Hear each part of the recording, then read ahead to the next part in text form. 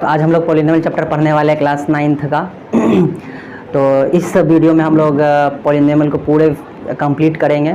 अभी मैं आप लोगों को पॉलिनोमियल का कंसेप्ट क्लियर करूंगा, जो पॉलिनोमियल कहते हैं किसको है, इसमें डिफरेंट पार्ट्स होते हैं, पॉलिनोमियल के कितने पार्ट्स होते हैं, उसका डिग्री क्या होता है, ये होते वो, और एनसीईआरटी के सारे क्वेश्चन को सॉल्व कराया जाएगा। पहले तो हम लोग एनसीईआरटी का प्रॉब्लम सॉल्व करेंगे, इसके बाद कुछ एक्स्ट्रा क्वेश्चन या फिर किसी और मैथ को कवर करेंगे, लेकिन पहले हम लोग का जो सिलेबस है एनसीईआरटी उसको कंप्लीट करेंगे, है ना। और आप वीडियो देखिए, आई होप आपको कोई और वीडियो देखने की ज़रूरत नहीं पड़ेगी पॉलिनोमियल से रिलेटेड। आई थिंक मैं आपको इस पॉलिनोमियल से रिलेटेड सारे कंसेप्ट क्लियर कर दूंगा, लेकिन और आप आसानी से समझ में आ जाएगी, मैं आशा करता हूँ आप लोगों से। और आप ये बात ध्यान रखिएगा कि हम अपनी लैंग्वेज में आप लोगों को बताएंगे, कोई किताबी नॉलेज नहीं, आराम से पढ़ते जाएंगे, किताबी लैंग्वेज की बात ही नहीं की जाएगी, आसानी से हम लोग समझने की कोशिश करेंगे इसको। चलिए लेट्स स्टार्ट। हम लोग आज पॉलिनोमियल चैप्टर शुरू करते हैं। पॉलिनोमियल तो हम जानते हैं मैथमेटिक्स के अलजेब्रा ब्रांच में आती है, तो इसके बारे में सबसे पहले हम लोग तो जानते होंगे पहले से, जो वेरिएबल किसको कहते हैं, कांस्टेंट किसको कहते हैं, पावर क्या होते हैं इसके, है ना। तो एक बार हम उस सब बातों को रिकॉल कर लेते हैं, जो वेरिएबल या कांस्टेंट या जो भी टर्म होते हैं उसे क्या कहते हैं, है ना। हम लोग ये जो अलजेब्रा पढ़ते हैं इसमें हम तो जानते हैं इसमें नंबर्स के अलावा लेटर्स भी आते हैं, है ना। जैसे इसमें लेटर्स वही ए से जेड तक लेटर्स आते हैं, जिसे हम लोग क्या कहते हैं वेरिएबल, और जो नंबर्स आते हैं उसको क्या कहते हैं कांस्टेंट। मतलब नंबर्स जो आते हैं ये 0 1 2 3 ये जो नंबर्स लिखते हैं हम लोग इसे क्या कहते हैं कांस्टेंट कहते हैं, है ना। और जो भी लेटर्स जो आते हैं एक्स वाई जेड या फिर ए बी सी डी कुछ भी आते हैं इसे हम लोग क्या कहते हैं वेरिएबल कहते हैं, क्योंकि इसके जो वैल्यू होते हैं वो चेंज करते रहते हैं, इसके वैल्यू फिक्स्ड नहीं होते हैं। हम लोग बनाए पिछले क्लास में भी अलजेब्रा पढ़े होंगे, तो क्या उसमें कुछ एक्स का वैल्यू है जो फिक्स्ड होता है, जो एक्स वैल्यू 5 होती है हर एक प्रॉब्लम्स में, ऐसा तो कोई होती ही नहीं है, हमेशा चेंज करती रहती है ना। तो जिस इसमें इस क्वांटिटी के वेरिएबल वैल्यू क्या होती है चेंज होते रहते हैं, और चेंज को हम लोग क्या बोलते हैं इसके वैल्यू वेरी करते रहते हैं, इसी से इसलिए इसका नाम वेरिएबल है ना। और इसका वैल्यू तो फिक्स्ड ही होता है, ऐसा तो है जो प्रॉब्लम जो 3 लिखा हुआ है, डिजिट 3 है तो उसका वैल्यू 4 होगी, ऐसा कभी नहीं होती है, इसकी वैल्यू क्या होती है फिक्स्ड होती है ना। इसलिए इसे फिक्स्ड होती है मतलब क्या कांस्टेंट होती है, मतलब चेंज नहीं होती रहती है, कांस्टेंट मतलब चेंज नहीं होती रहती, इसकी वैल्यू चेंज नहीं होती रहती, इसलिए हम कांस्टेंट कहते हैं। कांस्टेंट मतलब क्या value fixed, value is fixed, value fixed होती है, इसलिए इसे कांस्टेंट कहते हैं। इसे वेरिएबल क्यों कहते हैं, क्योंकि वैल्यू फिक्स्ड नहीं होती है ना। वैल्यू जो होते हैं इसके ये वैल्यू वो वेरी करते रहते हैं, वैल्यू इसके वेरी करते रहते हैं, इसलिए इसे वेरिएबल कहते हैं। और जब ये कांस्टेंट और वेरिएबल को हम दोनों को अगर किसी साइन से कनेक्ट कर देते हैं, या फिर प्लस साइन से या माइनस साइन से या मल्टीप्लिकेशन साइन से या डिवीजन साइन से, अगर इस दोनों को हम किसी न किसी साइन से कनेक्ट कर देते हैं तो इसे हम कहते हैं algebraic expression. As for example, जैसे हम यहाँ से कांस्टेंट 2 ले लिए और यहाँ से वेरिएबल एक्स ले लिए और इसे किसी साइन से कनेक्ट कर दिए, है ना, तो that is called algebraic expression, that is called algebraic expression, है ना। और वो साइन एक हो या एक से ज़्यादा हो, कितने भी साइन हो उसे हम अगर कनेक्ट कर रहे हैं किसी साइन से किसी टर्म को, तो हम उसे कहेंगे algebraic expression. As for example 2 sign connect कर ले 2x + y - 3, that is called algebraic expression, है ना।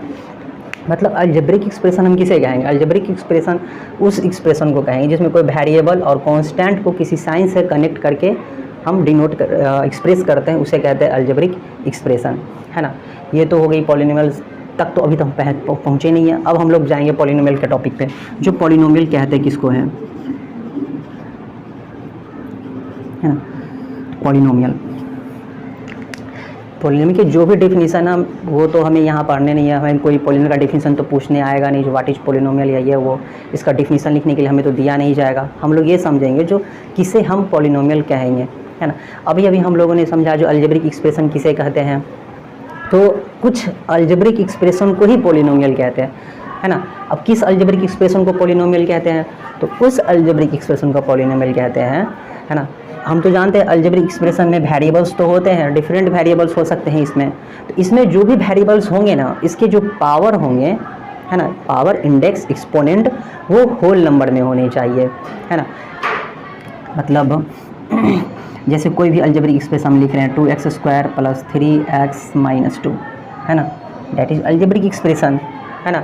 और इसमें इस अलजेब्रिक एक्सप्रेशन में जो वेरिएबल्स हैं, यहाँ तो वेरिएबल्स एक ही है x, और इसमें जो वेरिएबल्स उसके जो पावर है यहाँ पे 2 है और यहाँ पे 1 है ना, यहाँ तो वेरिएबल है ही नहीं, है ना। तो इसके जो पावर हैं वो एक होल नंबर है, इसीलिए इस अलजेब्रिक एक्सप्रेशन को हम पॉलिनोमियल कहते हैं।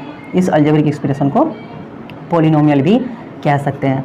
I mean that algebraic expression is said to be polynomial in which the power of involved variables is whole number, है ना। इसमें जो वेरिएबल्स होंगे उसके जो पावर होंगे वो होल नंबर होने चाहिए। बस इसमें एक ही क्राइटेरिया है जो हमें ध्यान रखनी है, जो किस अलजेब्रिक एक्सप्रेशन को हम पॉलिनोमियल कहेंगे, तो बस एक ही चीज़ हमें ध्यान रखनी है, जो इस अलजेब्रिक एक्सप्रेशन में जो वेरिएबल होंगे, है ना, उसके जो पावर होंगे, है ना, इसके जो पावर होंगे यहाँ पावर, वो एक होल नंबर होने चाहिए, है ना। और हम लोग तो जानते हैं होल नंबर 0 से स्टार्ट होती है और कंटिन्यू चलती है 0 1 2 3 4, है ना। All natural numbers including with 0 is called whole numbers. सारे नेचुरल नंबर तो इसमें आते ही हैं और साथ में एक 0 भी आती है, उसे क्या कहते हैं, होल नंबर। तो अगर किसी वेरिएबल में का पावर होल नंबर हो तो उसे हम कहेंगे पॉलिनोमियल। एज फॉर एग्जाम्पल मेरे पास है x² + y² - 3, है ना। तो ये अलजेब्रिक एक्सप्रेशन है, इसमें जो वेरिएबल्स है x और y, तो वेरिएबल्स तो रहेंगे ही, बस हमें ये चेक करना है जो इसके जो पावर हैं वो एक होल नंबर है नहीं या नहीं। तो यहाँ भी पावर 2 है, यहाँ भी पावर 2 है, या फिर यहाँ पावर 3 हो, फिर भी तो होल ही नंबर है, तो ये भी क्या है, एक पॉलिनोमियल है। अगर यही यहाँ पे x⁻² हम कर देते हैं, तो यहाँ देखो, यहाँ जो वेरिएबल है तो उसके जो पावर है ये तो होल नंबर नहीं है, ये तो निगेटिव आ गया, जिसे इंटीजर्स कहते हैं, है ना। तो ये पॉलिनोमियल, तब ये पॉलिनोमियल नहीं है, नॉट पॉलिनोमियल। बट ये एक अलजेब्रिक एक्सप्रेशन है, क्योंकि अलजेब्रिक एक्सप्रेशन के बारे में हम लोग जानते हैं, जो अलजेब्रिक एक्सप्रेशन सिर्फ उसी को बोलेंगे जो वेरिएबल हो और कांस्टेंट हो और किसी साइन से कनेक्टेड हो, तो वो अलजेब्रिक एक्सप्रेशन है। तो so this is algebraic expression but this is not polynomial, है ना। Thus we can say that every algebraic expression is not polynomial but every polynomial is a algebraic expression, है ना। प्रत्येक पॉलिनोमियल जो है वो एक अलजेब्रिक एक्सप्रेशन तो होते ही हैं, बट सारे अलजेब्रिक एक्सप्रेशन पॉलिनोमियल नहीं हो सकते हैं। जैसे यहाँ पे ये अलजेब्रिक एक्सप्रेशन तो है but it is not polynomial. Why? Because इसमें जो वेरिएबल्स इन्वॉल्व हैं उसके जो पावर हैं वो एक होल नंबर नहीं है। अगर होल नंबर होते तो वो भी पॉलिनोमियल होते, है ना। यहाँ पे होल नंबर नहीं है तो ये पॉलिनोमियल नहीं है। यहाँ तो कोई दिक्कत। अब इसमें हम लोग आगे देखते हैं, है ना। इसमें बस एक ही ध्यान रखनी है, जो वेरिएबल जो होंगे उसके पावर होल नंबर, बस इतना ही, उसे पॉलिनोमियल कहते हैं, ठीक। इस तरह से तुम डिफरेंट एग्जांपल्स ले सकते हैं जो पॉलिनोमियल है या नहीं है। जब हम एक्सरसाइज वाले क्वेश्चन करेंगे तो हमारे एक्सरसाइज में भी ये क्वेश्चन है फर्स्ट में, ये चूज करना है कौन पॉलिनोमियल है या नहीं है। तो वहाँ भी एक्सरसाइज में कुछ ज़्यादा मत सोचेंगे, वहाँ पे बस इतना ही देखना है जो भी वेरिएबल है उसके पावर होल नंबर है या नहीं। अगर होल नंबर होंगे तो उसे पॉलिनोमियल कहेंगे, अगर होल नंबर नहीं होंगे तो पॉलिनोमियल नहीं कहेंगे। जैसे हम यहाँ पे कुछ एग्जांपल्स लिख रहे हैं, जैसे यहाँ पे 1/x + 2, क्या ये एक पॉलिनोमियल है? अब इसमें देखेंगे वेरिएबल्स तो हैं, अब यहाँ पे वेरिएबल्स के पावर यहाँ नीचे में 1 है ना। तो सोचेंगे यहाँ तो होल नंबर तो है, क्या ये पॉलिनोमियल है? तो नहीं, ये भी पॉलिनोमियल नहीं है। क्यों?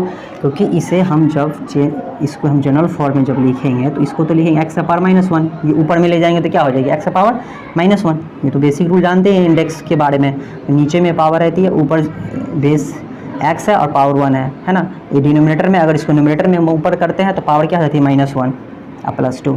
तो क्या ये पॉलिनोमियल है?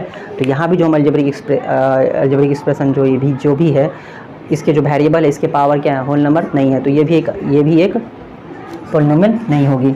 अब जैसे लिखा √x + 3, ठीक। अब यहाँ देखेंगे x का जो पावर है, तो यहाँ सोचेंगे x का पावर 1 है ना।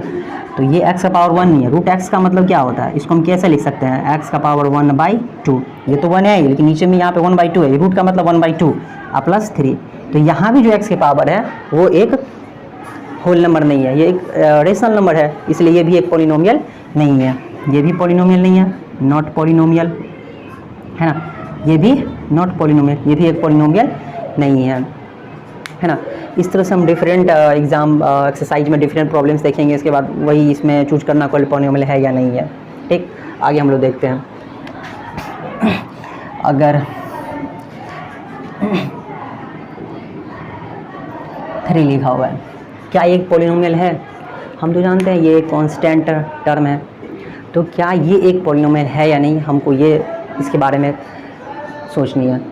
सिंपल सोचेंगे, 3 लिखा हुआ, हमको पॉलिनोमियल होने के लिए इसको वेरिएबल का पावर होल नंबर होनी चाहिए। इसमें तो वेरिएबल है ही नहीं, है ना, इसमें तो वेरिएबल है ही नहीं।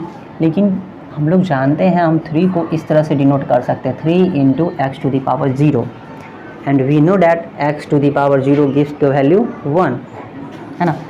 हम जानते हैं जो x⁴ का वैल्यू कितना होता है 1, तो 3 × 1 3, तो 3 को हम इस तरह से डिनोट कर सकते हैं, है ना। ये सबको पता है ना, x⁴ = 1, x⁴ ही नहीं, एनीथिंग का पावर 1 हो तो उसे 0, उसका वैल्यू 1 होती है। एनीथिंग, कुछ भी हो, एनीथिंग का पावर 0 गिव्स टू 1, y का पावर 0 1, 3 का पावर 0 1, समथिंग का पावर 0, एनीथिंग का पावर 0 हो तो गिव्स टू वैल्यू 1। किसी भी चीज़ का पावर 0 हो, गाय का पावर 0, हाथी का पावर 0, गधा का पावर 0 गिव्स टू वैल्यू 1, है ना। तो इसको हम इस 3 को इस तरह से रिप्रेजेंट तो कर सकते हैं। अब देखिए इसमें वेरिएबल्स तो आ गई x, है ना, थी नहीं, हम लोग इसको इस तरह से रिप्रेजेंट कर सकते हैं, कर दिए। अब इसमें वेरिएबल्स तो आ गए x, और उसमें जो वेरिएबल है उसके पावर तो होल नंबर है, तो ये भी एक पॉलिनोमियल हो गई, तो 3 भी एक पॉलिनोमियल हो गई, है ना। तो हम लोग कह सकते हैं जो एवरी कांस्टेंट इज आल्सो अब अ पॉलिनोमियल, प्रत्येक कांस्टेंट जो है वो भी एक पॉलिनोमियल हो सकते हैं, है ना, उसे हम पॉलिनोमियल में रिप्रेजेंट कर सकते हैं। ठीक, अब देखते हैं हम लोग पॉलिनोमियल के टाइप।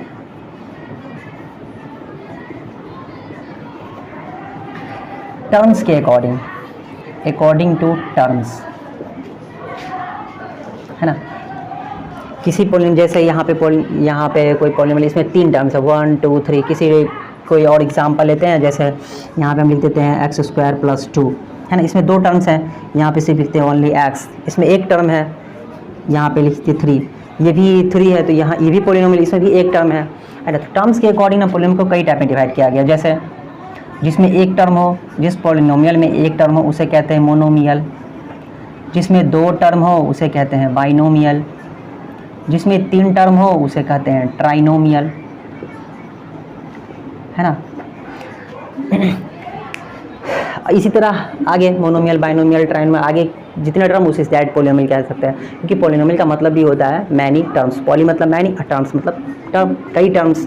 तो एक टर्म हो तो मोनोमियल, 2 टर्म हो तो बाइनोमियल, 3 टर्म हो तो ट्राइनोमियल, और भी टर्म्स हो तो उसको डायरेक्टली हम आगे नहीं करेंगे क्वाड्रिनोमियल या ये, फिर डायरेक्ट उसको हम पॉलिनोमियल कह सकते हैं, है ना। मोनोमियल जैसे फॉर एग्जांपल x एक टर्म है मोनोमियल, 3 एक टर्म है मोनोमियल, बाइनोमियल का एग्जांपल x + 2 2 टर्म्स है बाइनोमियल, 3 टर्म्स है 3x² + 2x - 3 3 टर्म्स है, इसे कहेंगे ट्राइनोमियल। तो ये हमने पॉलिनोमियल को डिवाइड किया अकॉर्डिंग टू टर्म्स। टर्म्स के अकॉर्डिंग ये 3 टाइप्स के होते हैं, 3 टाइप्स के नहीं, टर्म्स के अकॉर्डिंग हम इसे कई पार्ट में डिवाइड कर दिए। एक टर्म हो तो उसे कह दिए मोनोमियल, 2 टर्म हो गए तो बोल दिए बाइनोमियल, 3 हो तो ट्राइनोमियल। मोनो का मतलब भी होता है एक, बाइनोमियल का मतलब 2, बाई का मतलब 2, अनोमियल मतलब टर्म, ट्राई का मतलब 3, है ना। इसी तरह कंटिन्यू हम इसे करते जाएंगे, आगे कंटिन्यू अगर टर्म्स रहेंगे तो हम उसे कह देंगे डायरेक्ट पॉलिनोमियल, है ना। अब इसमें हम लोग आगे देखते हैं। हाँ, तो अभी हम लोगों ने पॉलिनोमियल के बारे में पढ़ा। जो पॉलिनोमियल में हमें कुछ ये चेक नहीं करना है, ज़्यादा दिमाग नहीं लगानी जिसमें पॉलिनोमियल कहेंगे किसी को, बस उसमें ये चेक करना है जो भी वेरिएबल होंगे उसके जो पावर होंगे वो एक होल नंबर होने चाहिए, है ना, उसे हम क्या देंगे पॉलिनोमियल। और इसमें टर्म्स के अकॉर्डिंग हमने पॉलिनोमियल को कई टाइप में डिवाइड किया था, फॉर एग्जांपल मोनोमियल, बाइनोमियल, है ना, trinomial according to terms. Binomial मतलब एक टर्म होनी चाहिए उसमें, मोनोमियल मतलब एक टर्म होनी चाहिए, बाइनोमियल 2 टर्म होने, ट्राइनोमियल मतलब 3 टर्म्स होने चाहिए, और आगे 4 टर्म 5 टर्म जो भी टर्म हो उसे हम डायरेक्ट पॉलिनोमियल ही कह देंगे, है ना। अब हम लोग बात करते हैं कोफिशिएंट की। कोफिशिएंट आप लोग जानते ही होंगे, कोफिशिएंट किसे कहते हैं, है ना। कोई भी पॉलिनोमियल गिवन हो, एज फॉर एग्जांपल 2x + 2, है ना। कोफिशिएंट जो होती है प्रत्येक टर्म की होती है, जो उसकी कोफिशिएंट क्या, प्रत्येक टर्म की, है ना, प्रत्येक टर्म की कोफिशिएंट। और यहाँ हम कोफिशिएंट की बात करेंगे तो न्यूमेरिकल कोफिशिएंट। कोफिशिएंट दो टाइप से हम लोग करते हैं, लिटरल कोफिशिएंट और न्यूमेरिकल कोफिशिएंट। यहाँ हम देखेंगे न्यूमेरिकल कोफिशिएंट, तो न्यूमेरिकल कोफिशिएंट किसी वेरिएबल के ही होंगे, है ना। और यहाँ पे अगर प्रत्येक टर्म के कोफिशिएंट होते हैं तो यहाँ पे मेंशन किया रहेगा जो किसके कोफिशिएंट के बारे में हमसे पूछा जा रहा है। जैसे यहाँ पे कोफिशिएंट अगर आपके बारे में पूछा जाएगा तो आपसे बोला जाएगा यहाँ पे find the coefficient of x, coefficient of x. तो यहाँ कोफिशिएंट क्या एक्स का, न्यूमेरिकल कोफिशिएंट कितनी है 2, न्यूमेरिकल मतलब नंबर, है ना, कितनी है कोफिशिएंट ऑफ एक्स की, तो 2। इस तरह हमें डिफरेंट एग्जांपल जैसे 2y² + y + 3, है ना, ये एक्सप्रेशन गिवन है हमें। तो अगर कोफिशिएंट तो प्रत्येक टर्म की होती है ना, तो यहाँ पे coefficient of y², coefficient of y² 2, है ना। और यहाँ coefficient of y, coefficient of y, यहाँ y के पीछे तो कुछ नहीं है, न्यूमेरिकल वैल्यू में कुछ नहीं है, तो लेकिन 1 तो है ना। और 1 के साथ साथ यहाँ माइनस साइन भी, हम साइन के साथ लिखेंगे, है ना। तो कोफिशिएंट ऑफ y -1, है ना। ये कोफिशिएंट की बात हो गई।